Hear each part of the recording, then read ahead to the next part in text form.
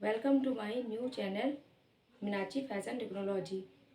आज हम आप लोगों को मार्किंग टूल्स के विषय में जानकारी देंगे कि मार्किंग टूल्स क्या होते हैं, उसके क्या क्या यूज किए जा सकते हैं मार्किंग टूल से।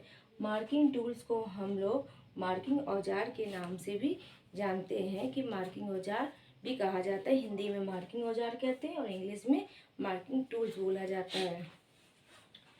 कागज में बने पैटर्न की मार्किंग कपड़े पर ट्रांसफर करने के लिए जिन औजारों का यूज किया जाता है उन्हें हम मार्किंग औजार कहते हैं।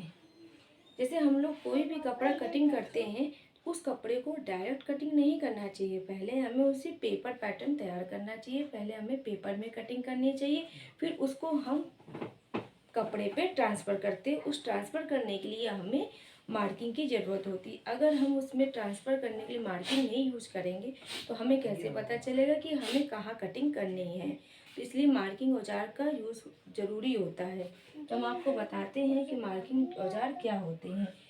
फर्स्ट में हमारा आता है रंगीन पेंसिल, सेकंड पे मार्किंग चौक, थर्ड पे आता है वैग चौक और फोर्थ में आता है ट्रेसिंग व्हील, फिफ्थ में आता है कार्बन पेपर। ये 5 होते हैं औजार। इनके यूज ऐसे होते हैं जैसे रंगीन पेंसिल हमारी 2 तरह की होती है, 2 कलर में होती है। एक हमारी आती है रेड कलर की, एक हमारी आती है ब्लू कलर की। जो ब्लू कलर की होती है उसका यूज हम लोग सिलाई लाइन के लिए करते हैं और जो रेड कलर की पेंसिल का यूज हम लोग कटिंग लाइन के लिए करते हैं। रेड कलर की पेंसिल जो होती है जब हम कपड़ा कटिंग करते हैं उसके लिए किया जाता है और सिलाई के लिए हमें नीली पेंसिल का यूज करते हैं। अब आते हैं मार्किंग चौक क्या होता है। मार्किंग चौक को हम लोग टेलर चौक के नाम से भी जानते हैं और मिल्टन चौक के नाम से भी जानते हैं। ये मार्केट में मिल जाती हैं। ये कई कलरों में उपयोग किया जाता है। ये कुछ आयताकार आकार की होती है, कुछ इस तरह की आकार की मिलती हैं। मार्किंग चौक जो होती है ये हमारे डिजाइन बनाने के लिए यूज किया जाता है। मार्किंग चाक टेलर चाक भी कहते हैं और इसका प्रयोग डिजाइन बनाने के लिए किया जाता है और सीम्स लाइन के लिए भी यूज किया जाता है। अब आते हैं वैग चौक क्या होती है। वैग चौक हमारे गरम कपड़ों में यूज किया जाता है। सीम्स लाइन खींचने के लिए और कटिंग लाइन के लिए किया जाता है। सिलाई लाइन के लिए भी और कटिंग लाइन के लिए हम लोग वैग चौक का प्रयोग करते हैं। ये भी मार्केट में मिलती है। इसका भी आकार कुछ आयताकार टाइप का होता है।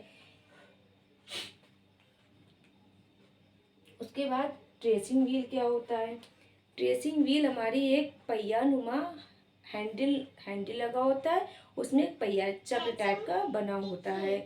जब हम किसी कपड़े को फ्रंट पार्ट से बैक पार्ट में निशान लगाना होता है उस समय हम लोग ट्रेसिंग व्हील का यूज करते हैं निशान लगाने के लिए। उसके बाद हमारा आता है कार्बन पेपर क्या होता है। कार्बन पेपर ट्रेसिंग व्हील का यूज हम लोग जब फ्रंट पार्ट से बैक पार्ट में करते हैं निशान लगाने के लिए। फ्रंट पार्ट हमारा जो आगे के पल्ले को हम लोग फ्रंट पार्ट बोलते हैं और पीछे के पल्ले को बैक पार्ट कहा जाता है। जब फ्रंट पार्ट में हम सिलाई लाइन के लिए जो निशान लगाते हैं उसको बैक पार्ट में ट्रांसफ़र करने के लिए ट्रेसिंग व्हील का यूज करते हैं। ट्रेसिंग व्हील का यूज बहुत उपयोगी होता है। अगर हम ट्रेसिंग व्हील का यूज नहीं करेंगे तो हम पीछे से बैक साइड में बैक पल्ले में निशान लगाने में बहुत कठिनाई आती है। इसलिए ट्रेसिंग व्हील से कठिनाई नहीं आती, बहुत आसानी से लग जाता है। तो ट्रेसिंग व्हील का यूज सिलाई लाइन के लिए बहुत उपयोगी होता है। अब बात करते हैं आपसे कार्बन पेपर। इसको कार्बन पेपर भी बोलते हैं और ट्रेसिंग पेपर भी कहा जाता है। इसका प्रयोग जब हम कपड़े पर फ्रंट पार्ट से बैक पार्ट में निशान लगाते हैं तो ट्रेसिंग व्हील का यूज भी करते हैं और कार्बन पेपर को हम कपड़े के बैक पार्ट में रखते हैं और उसके ऊपर फ्रंट पार्ट होता है। उसके बाद हम ट्रेसिंग व्हील उसमें प्रेशर करते हैं, ट्रेसिंग व्हील से पूरी लाइन खींचते हैं। वो लाइन हमारे बैक पार्ट में छप जाती है। तो उससे हम लोगों को सिलाई करने में कोई कठिनाई नहीं होती है और कटिंग करने में भी कोई दिक्कत नहीं होती है, इसलिए हम लोग इसका यूज़ ज़रूर करते हैं।